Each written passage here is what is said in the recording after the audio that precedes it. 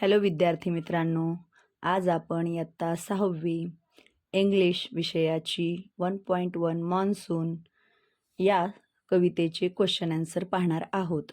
तर या ठिकाणी फर्स्ट क्वेश्चन दिलेला आहे, fill in the blank using appropriate words from the poem. तर आपल्याला या ठिकाणी रिकाम्या जागा भरायच्या आहेत आणि या ठिकाणी ज्या रिकाम्या जागी ॲप्रोप्रिएट वर्ड्स म्हणजे योग्य असे शब्द लिहायचे आहेत, त्यासाठी आपल्याला ही कविता मदत करेल.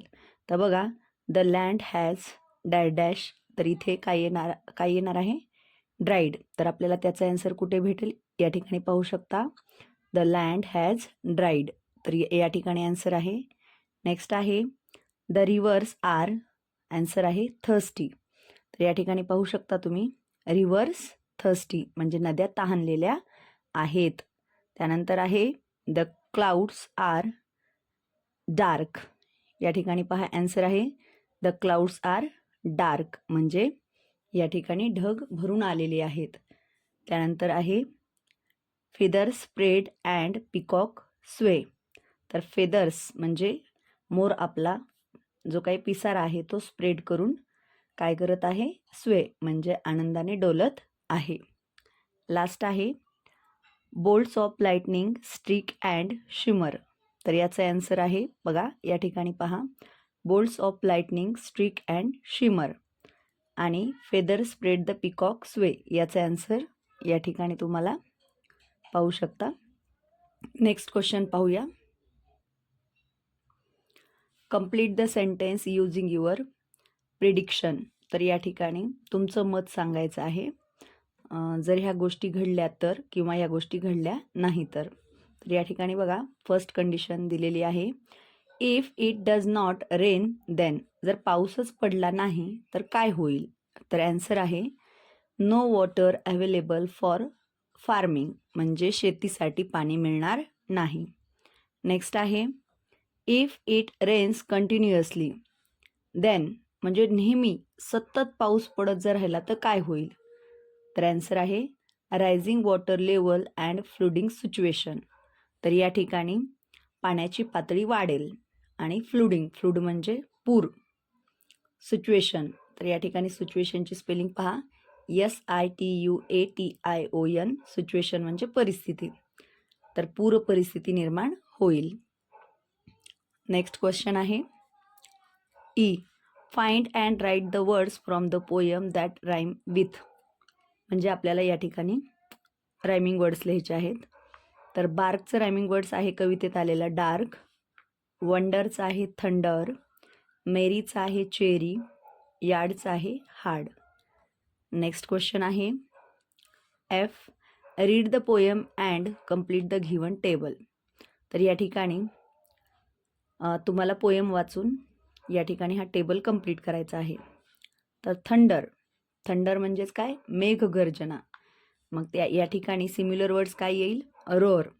म्हणजे जसं तुम्ही पाहिलं असेल, सिंहाची किंवा प्राण्याची रोअर गर्जना जी असते ती अगदी मोठा आवाज असतो, तसाच या ठिकाणी मेघगर्जना देखील असते.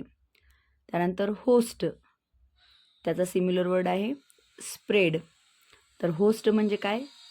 नद्या तुडुंब भरून वाहणे म्हणजेच नद्यांचं पाणी असं पात्राच्या बाहेर स्प्रेड म्हणजे पसरणे.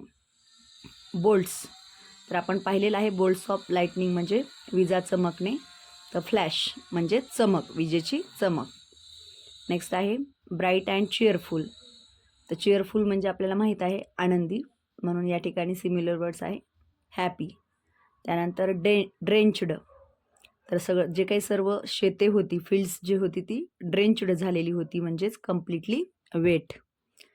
नेक्स्ट पाहूया, क्वेश्चन जी आहे, which season is mentioned here. तर ह्या दोन ओळींमध्ये कोणता सीझन तुम्हाला आहे असं वाटतं ते सांगायचं आहे. The land has dried it's so parched, the fields are hungry, rivers thirsty. म्हणजेच या ठिकाणी जमीन कोरडी झालेली आहे, इट्स सो पार्च्ड म्हणजे जणू काही जमीन भेगाळलेली आहे, अगदीच कोरडी झालेली आहे.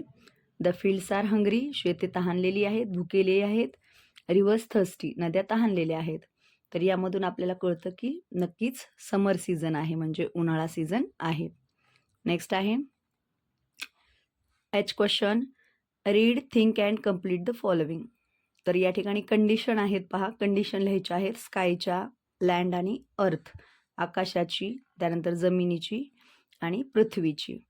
तर कंडिशन बिफोर रेन, पाऊस पडण्यापूर्वीची स्थिती लिहायची आहे, आणि कंडिशन आफ्टर रेन, तर पाऊस पडल्यानंतरची स्थिती. तर या ठिकाणी बघा, स्कायची पाऊस पडण्याच्या आधी स्थिती कशी होती, क्लिअर अँड ब्राईट, म्हणजे आकाश हे निरभ्र दिसत होतं, अगदी स्पष्ट, ब्राईट, तेजस्वी, ऊन वगैरे पडलेलं होतं.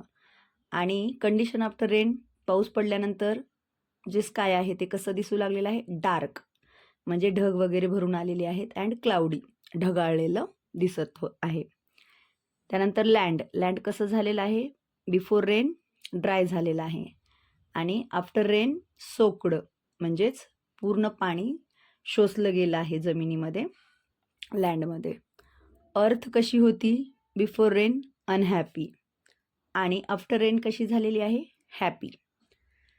तर अशा पद्धतीनं या ठिकाणी आपण फर्स्ट पोयम मॉन्सूनची क्वेश्चन आन्सर अभ्यासलेले आहेत. विद्यार्थी मित्रांनो, तुम्हाला हा व्हिडिओ आवडला असेल तर आपल्या व्हिडिओला लाईक आणि चॅनलला सबस्क्राईब करायला विसरू नका. तुमच्यासाठी मी अशाच नवनवीन पाठाची क्वेश्चन आन्सर देत राहील. धन्यवाद.